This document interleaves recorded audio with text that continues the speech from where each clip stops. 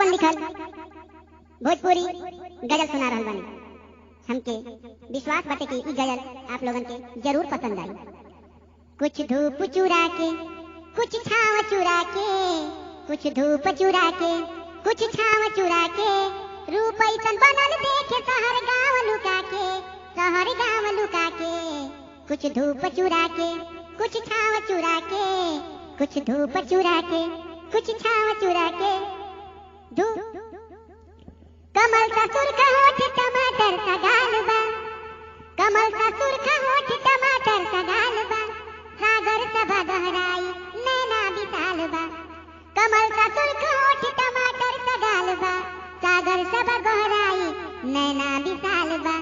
चाँद छुप छुप जाला बदरी में लजा के, चाँद छुप छुप जाला बदरी में लजा के, रूप ऐसन बनल देखे शहर गांव लुका के, शहर गांव लुका के।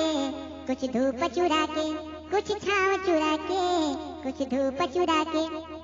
बिंदिया भइल चनरमा केसिया भइल बदरी, बिंदिया भइल चनरमा केसिया भइल बदरी, देहिया भरल जवानी लागे छलकत गगरी।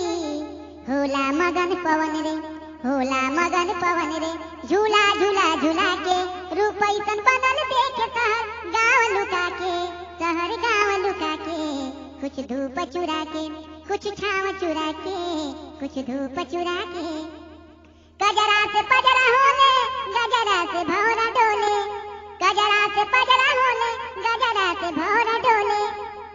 पायल खनक खनक के, कंगना खनक के बोले, कंगना खनक के बोले।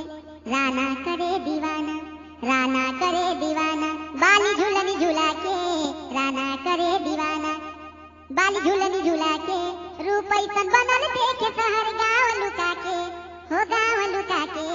कुछ धूप चुरा के, कुछ छाव चुरा के, कुछ धूप चुरा के, कुछ छाव चुरा के। रूप ऐसन बनल देखे शहर गांव लुका के, शहर गांव लुका के। कुछ धूप चुरा के, कुछ छाव चुरा के, कुछ धूप चुरा के, कुछ छाव चुरा के।